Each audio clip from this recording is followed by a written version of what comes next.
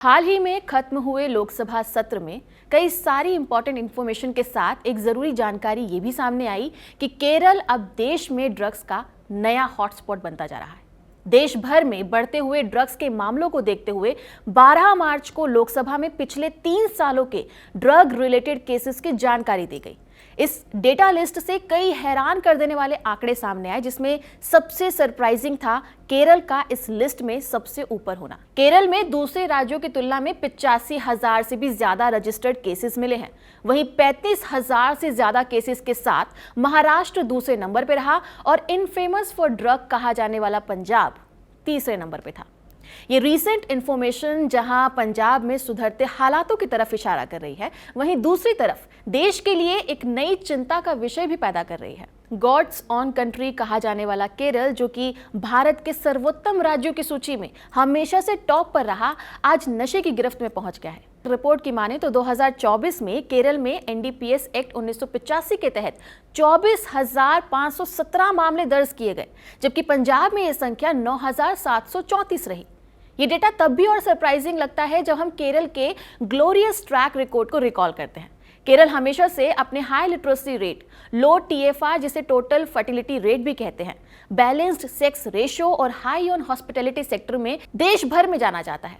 National statistical office की तरफ से 2017 में पब्लिश्ड लिटरेसी पर एक रिपोर्ट के अनुसार केरल का लिटरेसी रेट 96.2% बताया गया, जो कि दूसरे राज्यों की तुलना में सबसे ज्यादा है। पुरुषों में ये रेट 97.4% था और महिलाओं में 95.2% है। सेक्स रेशियो की बात करें तो सेंसस 2011 के अनुसार केरल में कुल 33.4 मिलियन लोगों की आबादी में से 16 मिलियन पुरुष और 17.4 मिलियन महिलाएं हैं, जो कि हिंदी हार्टलैंड स्टेट के कंपैरिजन में बहुत ही बेटर सिचुएशन में है। ग्रॉस एनरोलमेंट रेशियो की बात करें, यानी कि हायर एजुकेशन में होने वाले पार्टिसिपेशन, यहां पर भी केरल का रिकॉर्ड अच्छा मिलता है। साल 2021-22 में All India Survey of Higher Education की रिपोर्ट के अनुसार केरल में कुल जीईआर 41.3% बताया गया, जो कि नेशनल एवरेज से 28.4% ज्यादा है। इंटरेस्टिंगली, फीमेल स्टूडेंट्स के लिए राज्य का जीईआर 49% था, जबकि नेशनल लेवल पर महिला छात्रों के लिए जीईआर मात्र 28.5% था। ये डेटा इस बात को बताते हैं कि केरल भारत के बाकी राज्यों की तुलना में ह्यूमन डेवलपमेंट पैरामीटर्स पर काफी बेटर परफॉर्म करता है। लेकिन पिछले कुछ सालों से ड्रग्स जैसे सीरियस इशू ने इस राज्य को अपनी चपेट में ले लिया है और यहाँ नशे की लत ने अपने पैर पसार लिए हैं। यहाँ ड्रग्स का जाल इतना गहराता जा रहा है कि स्कूलों से लेकर घरों तक हर कोना इसकी चपेट में आ गया है। नशे ने केरल की दीवारें चीर दी है और इसकी गूंज अब पूरे देश में सुनाई दे रही है। हालात इतने बुरे हो चुके हैं कि इसी साल 20 जनवरी को एक खबर सामने आई, जिसमें एक बेटा अपनी ही मां की हत्या कर देता है, ये कहते हुए कि उसने मुझे पैदा किया, उसकी सजा उसे मिलनी चाहिए। दूसरी तरफ कहीं भाई अपनी बहन का यौन शोषण करता है। ये सब नशे की हालत में किए गए अपराध हैं। ऐसे कई मामले अब रोज सामने आ रहे हैं। भारत में नशे की समस्या कोई नई नहीं है। इंडिया अपने ज्योग्राफिकल लोकेशन की वजह से हमेशा ड्रग्स जैसी गंभीर समस्या से एक्सपोज्ड रहा है। जहां एक तरफ लाओस, कंबोडिया और थाईलैंड का गोल्डन ट्रायंगल है, वहीं दूसरी तरफ पाकिस्तान और अफगानिस्तान का अनहोली नेक्सस है, जो कि लगातार भारत के तटस्थ राज्यों से भारत में ड्रग्स का कारोबार करते हैं। और यही वजह है कि एक लंबे समय तक पंजाब ड्रग्स जैसी समस्या की गिरफ्त में बना रहा। इसी लिंक में केरल एक नया हॉटस्पॉट बनता जा रहा है। सोसाइटी की हर कैटेगरी इस कंटेजियस प्रॉब्लम के चपेट में आ रही है। डॉक्टर से लेकर स्कूली बच्चों तक सभी इस जाल में फंस रहे हैं। स्कूल और कॉलेजेस अब ड्रग्स का हॉटस्पॉट बन चुके हैं। यहाँ तक कि ड्रग्स अब टॉफी और आइसक्रीम के रूप में मिलने लगा है। माता पिता इतने डर चुके हैं कि ड्रग टेस्टिंग किट खरीदकर बच्चों की जांच कर रहे हैं।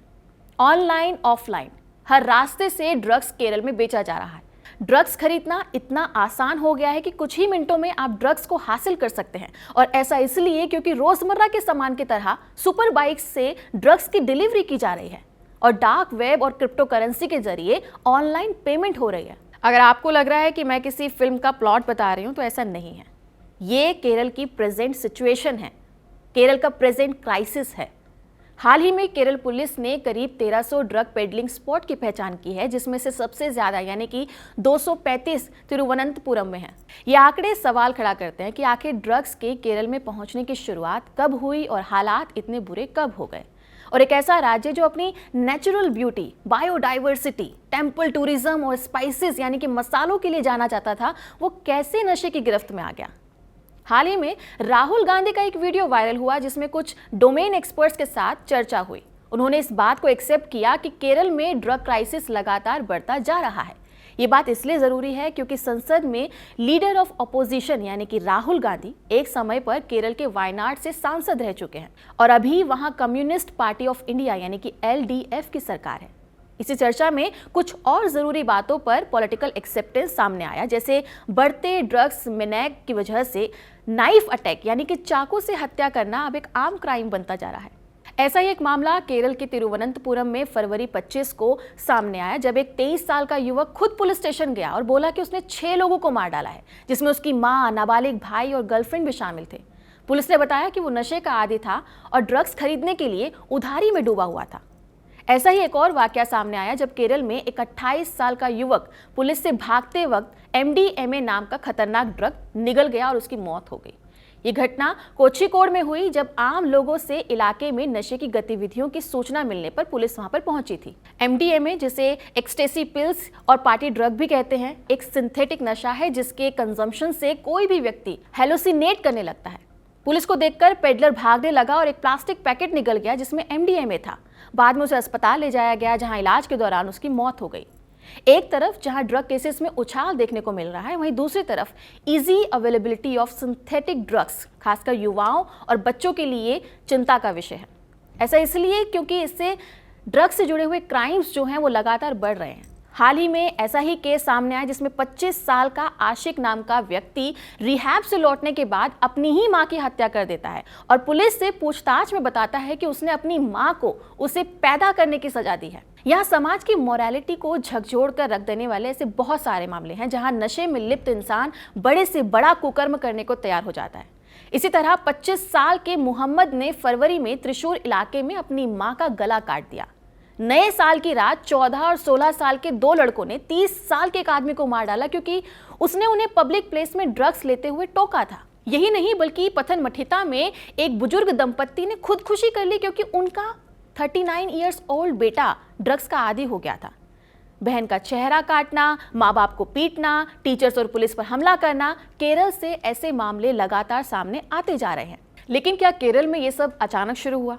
दरअसल 2016 में केरल में NDPS एक्ट के अनुसार सिर्फ 6000 मामले थे, जो 2017 में बढ़कर 9244 हो गए। फिर 2 साल तक ये आंकड़ा लगभग 9000 के आसपास रहा, लेकिन 2020 में घटकर 5000 पर आ गया था। फिर पिछले 3 सालों में अचानक बढ़ने लगा और 2022 में 26,918 केस दर्ज हुए, यानी कि 37% का इजाफा। 2023 में ये और बढ़कर 30,715 हुआ और अभी जो लेटेस्ट डेटा हमारे सामने आया है उसमें केरल में ड्रग्स के लगभग 27,701 मामले दर्ज किए गए हैं।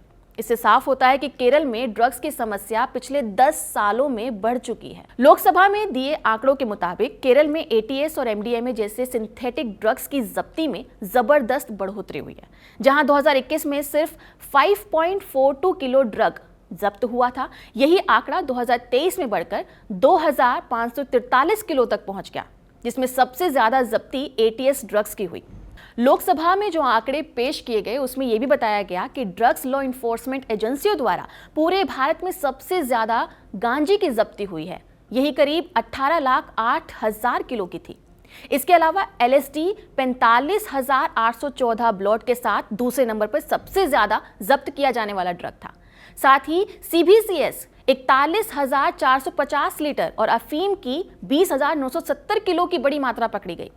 इससे ये बात समझ में आई कि गांजे की रोल और इंजेक्शंस की जगह अब MDMA और क्रिस्टल जैसे सिंथेटिक ड्रग्स ज्यादा चलन में हैं। केरल में भी जब्त की गई ड्रग्स में MDMA सबसे ऊपर रहा है। इसके बाद कोकेन, हैश, ब्राउन शुगर और हेरोइन है। रिपोर्ट्स के अनुसार MDMA में एक साल में 65% का इजाफा हुआ है। ऐसे में सवाल उठता है कि आखिर ये ड्रग्स आ कहां से रहे। टाइम्स ऑफ इंडिया की खबर की माने तो बेंगलुरु के पास ये ड्रग्स केरल में पहुंच रहा है, खासतौर से MDMA और मेथ के वेरिएंट्स। इसके अलावा चेन्नई भी एक हब है और इन सब में केरल की 590 किलोमीटर लंबी कोस्टल लाइन भी ड्रग्स तस्करी को बढ़ावा देती है, क्योंकि 590 किलोमीटर के समुद्री सीमा के चलते तस्करी आसान हो जाती है। डार्क वेब और कोरियर के जरिए क्रिप्टो में पेमेंट कर जर्मनी, फ्रांस और थाईलैंड से भी ड्रग्स आ रही है। केरल के पड़ोसी राज्य तमिलनाडु में भी इसी तरह की समस्या अब राजनीतिक लड़ाई के रूप में बदल चुकी है। यहाँ सरकार और राज्यपाल के बीच में नशीले पदार्थों पर राज्य की कार्यवाही की इफेक्टिवनेस पर साफ तौर पर मतभेद देखने को मिल रहा है। लेकिन आंकड़ों से परे केरल में डेथ एंड मर्डर्स काफी ज्यादा बढ़ गए हैं। केरल पुलिस से मिले डेटा के अनुसार इस साल के पहले 2 महीने में राज्य में हुई सभी हत्याओं में से लगभग आधी यानी कि 63 में से 30 हत्याएं नशीली दवाओं से जुड़ी हुई थी। इन सब के अलावा कुछ और ज़रूरी बातें हैं जिन पर मैं आपका ध्यान लाना चाहूँगी। वो ये कि केरल में एक बहुत बड़ी ड्रग की खेप गुजरात से होते हुए बैंगलोर के माध्यम से केरल में पहुँचती है। एजेंसियों की माने तो गुजरात में बहुत सारी ऐसी केमिकल फैक्ट्रीज हैं जहां एक समय में दवाइयां बनाई जाती थी और इनमें से बहुत सारी फैक्ट्रीज जो कि किसी कारण घाटे में चल रही थी, उन्हें ड्रग कार्टेल्स ने अब अपने लिए कुकिंग लैब बना लिया है जहां सिंथेटिक ड्रग्स के लिए केमिकल मैन्युफैक्चर किए जाते हैं। पिछले साल ही गुजरात में लगभग 9,000 करोड़ की एक बड़ी ड्रग कंसाइनमेंट को पकड़ा गया था। ये ड्रग गुजरात से होते हुए कर्नाटक पहुंचते हैं जहां भारी मात्रा में इलीगल तरीके से रह रहे नाइजीरियन नेशनल लोकल पेडलर्स के साथ मिलकर इन ड्रग्स को केरल और बाकी के राज्यों में पहुंचाते हैं। एक और ज़रूरी बात यह भी है कि कोच्चि और तिरुवनंतपुरम में ये समस्या और भी गंभीर इसलिए बनती जा रही है क्योंकि सी और लैंड रूट ये दोनों ही तरीके से वेल कनेक्टेड हैं। हालांकि केरल के मुख्यमंत्री पिनाराई विजयन का कहना है कि राज्य में सख्ती से कार्रवाई हो रही है। 2025 के पहले महीने में ही करीब 2000 एनडीपीएस केस दर्ज हुए थे। 2024 में 24,517 और 2023 में 30,697 केस दर्ज हुए थे। पिछले 4 सालों में राज्य में 87,101 केस हुए और उनमें से 93,599 गिरफ्तारियां हुई। इसके पहले 4 सालों में सिर्फ 37,228 केस थे जिनमें से 41,378 गिरफ्तारियां हुई थी। इस आधार पर केरल का कन्विक्शन रेट 98.19% बनता है जो कि देश के औसत 78.1% कन्विक्शन रेट से कहीं बेहतर है। लेकिन विपक्ष और कई एक्सपर्ट इस बात से सहमत नहीं है। 2019 के magnitude of substance abuse in India report के अनुसार केरल में लगभग 7.5 लाख वयस्क यानी कि 18 से 75 साल के लोग ड्रग्स कंजम्पशन में इन्वॉल्व पाए गए। सबसे ज्यादा इस्तेमाल होने वाला ड्रग्स था गांजा जिसे 3,52,000 वयस्क उपयोग करते थे। इसके बाद ओपियोइड यानी कि नशीली दवाएं जिन्हें लगभग 2,12,000 लोग इस्तेमाल करते थे। ये ड्रग 10 से 17 साल की उम्र के बच्चों में भी बहुत आम है। ओपियोइड सबसे ज़्यादा इस्तेमाल होने वाला ड्रग्स है जिसे लगभग 31,000 बच्चे उपयोग करते हैं। इसके बाद गांजा है जिसे लगभग 15,000 बच्चे कंज्यूम करते हैं। यानी कि कुल मिलाकर राज्य में लगभग 75,000 बच्चे ड्रग्स का कंजम्पशन कर रहे हैं। इंडिया टुडे में छपी खबर में इस बात को भी दिखाया गया कि कुछ महीने पहले एक्साइज डिपार्टमेंट द्वारा एक सर्वे किया गया था जिसमें से 62,691 लोगों पर किए गए अध्ययन से पता चला कि इनमें से 9% ने 10 साल की उम्र में ड्रग्स लेना शुरू किया था, 70% ने 15 साल की उम्र में, 20% ने 19 साल की उम्र में ड्रग्स लेना शुरू किया था। लगभग 46% लोगों ने कहा कि उन्होंने दिन में कई बार ड्रग्स लिया है। इनमें से 35% लोगों ने तो सिर्फ अपना स्ट्रेस दूर करने के लिए ही ड्रग्स लेना शुरू किया था। वहीं इनमें से 79% लोगों को उनके दोस्तों और जान पहचान के लोगों ने, तो वहीं 5% लोगों को खुद परिवार के लोगों ने ड्रग्स से परिचित करवाया। मंत्री राजेश ने इंडिया टुडे से कहा कि केरल धीरे धीरे इस ड्रग्स की दुनिया की तरफ बढ़ रहा है और ड्रग्स सिंडिकेट केरल पर कब्जा करने की कोशिश कर रहा है।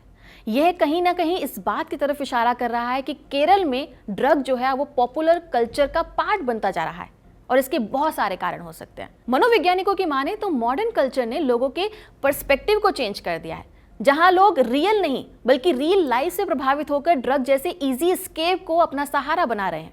वहीं कुछ experts jobless growth, cut throat competitions, fear of missing out और बढ़ती बेरोजगारी से होने वाले स्ट्रेस और डिससेटिस्फेक्शन को भी इसका कारण बता रहे हैं।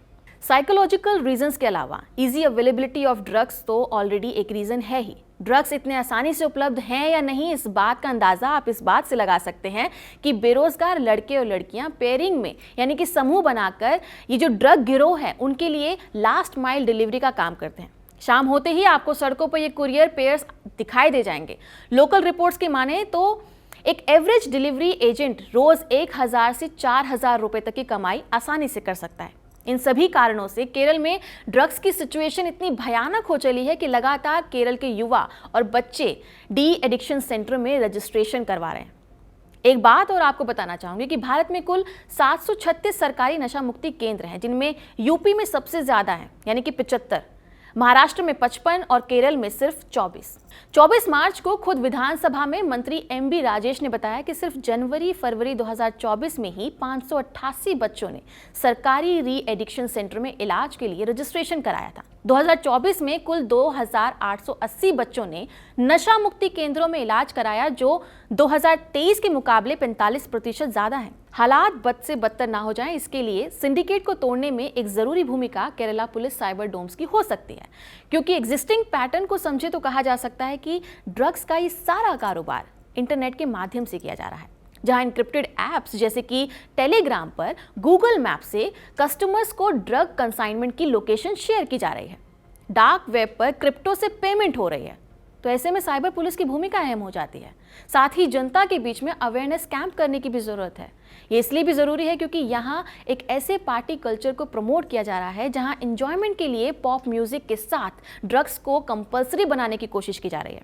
यही वजह है कि आए दिन रेव पार्टीज में ड्रग्स पकड़ी जा रही हैं। इसलिए भारत में एक और उड़ता पंजाब हाई ऑन ड्रग ना हो जाए, इसके लिए राज्य, केंद्र और एजेंसियों का एक साथ मिलकर काम करना जरूरी है। अभी के लिए फिलहाल इतना ही। मैं हूं डिम्पिका और आप देख रहे हैं खबरगांव। नमस्कार।